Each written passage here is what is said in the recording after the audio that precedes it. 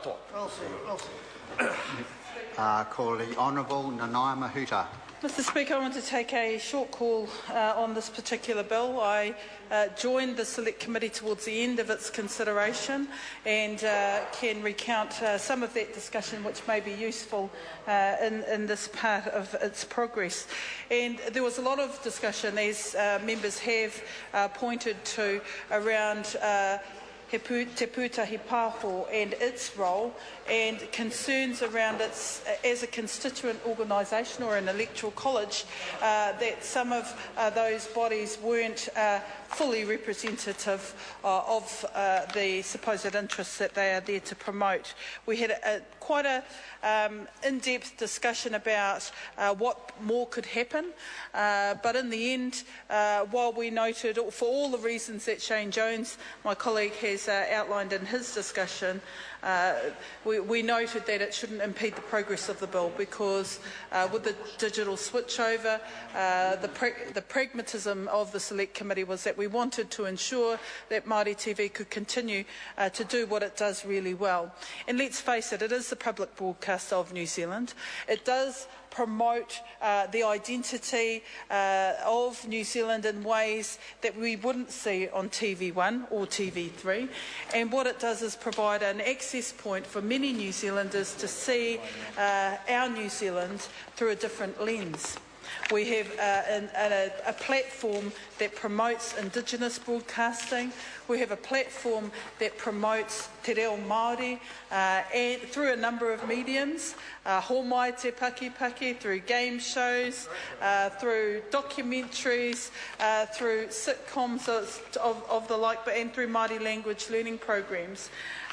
One of the impacts of the review that will be a positive gain, I think, to the development of te reo Māori is to ensure that the language becomes more accessible in contemporary broadcasting terms. So, as a mother of young kids, I'm absolutely delighted that Māori TV will be promoting Dora the Explorer in te reo Māori. My son watches, that's right, and SpongeBob.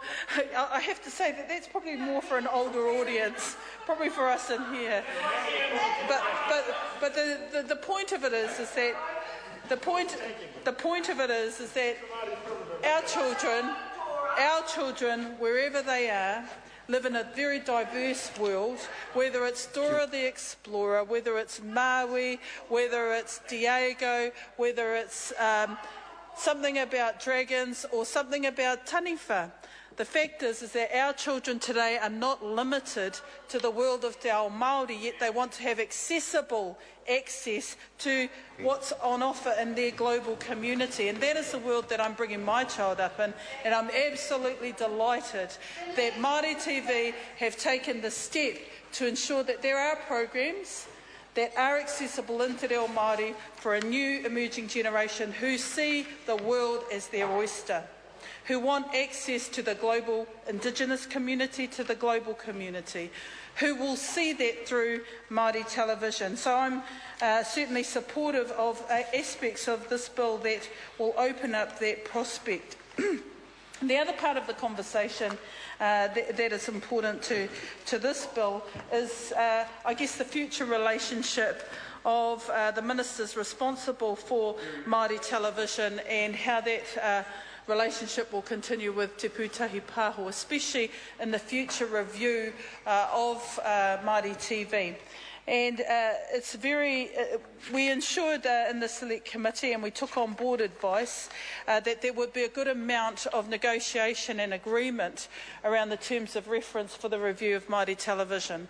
And the benefit of that is to ensure that, as was initially envisaged when Māori TV commenced the partnership approach to the governance and the setting of direction for Māori TV, was one that would be by agreement. With the hindsight of 20 years odd of looking at how things have happened and could happen better, I think this is a progressive step and a step in the right direction. Members before me have spoken around the governance issue, and I really don't want to add so much more than what has been said, except to agree with the comments of my colleagues on, certainly in the Labour benches, that the governance of Māori television is absolutely critical, and that it shouldn't have a level of political interference or perceived interference by political appointments that actually became a part of the focus of recent. And the reason why I say that is because there will be some of us in this House who will remember that back in the days of Aotearoa television, it wasn't so easy to get over the threshold of having such an innovative approach to Māori language and Māori broadcasting through a Māori television station. So there is a spotlight, whether people want to acknowledge it or not, on everything that happens in this space. So at the governance level, it is, I guess, an area where we would have to assure ourselves that there is a robust and transparent way of appointing those who lead Māori television. I've seen growth in the Māori television space of people. Jim Mather has since left and gone to Te Wānanga o Aotearoa. He's certainly provided enough sunlight for talent and potential to grow in Māori television, and it's been good to see people who initially started at the lower levels of, of the rung, if you like, in the broadcasting space, now assuming roles at the management level in the programming parts of Māori television. And can I make this comment, Mr. Speaker? In an organisation such as Māori television, where I believe it's making a huge contribution to the development of Te Reo Māori, to see the growth of talent through that organisation being reflected in all parts of its operation is absolutely exciting. Whether they're in front of the camera or behind it, negotiating the various programs and the way in which Māori TV is marketed externally. Talent has been grown through this particular medium alone, and I'm really positive about the way in which Māori television can go into the future.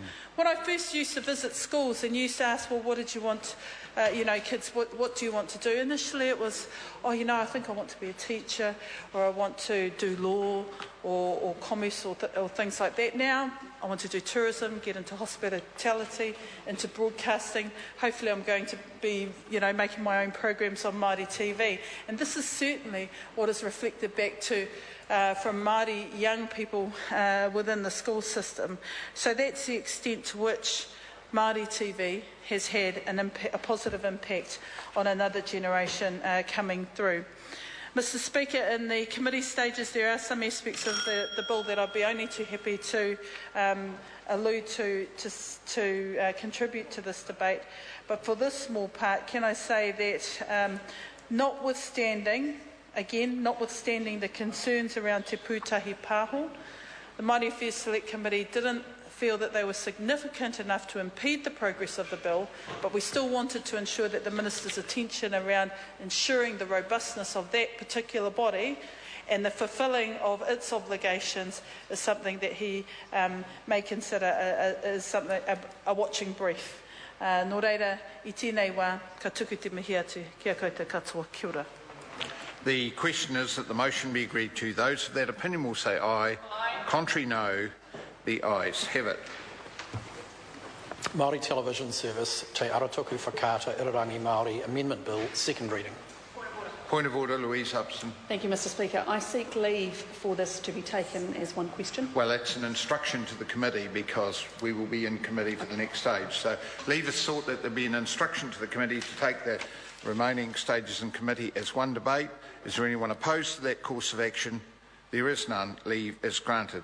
So this bill is set down for committee stage forthwith, and I declare the House and Committee for consideration of the Maori Television Service Te Aratoku Whakaata Irirangi Maori Amendment Bill. Mr. Chairman. Mr. Speaker,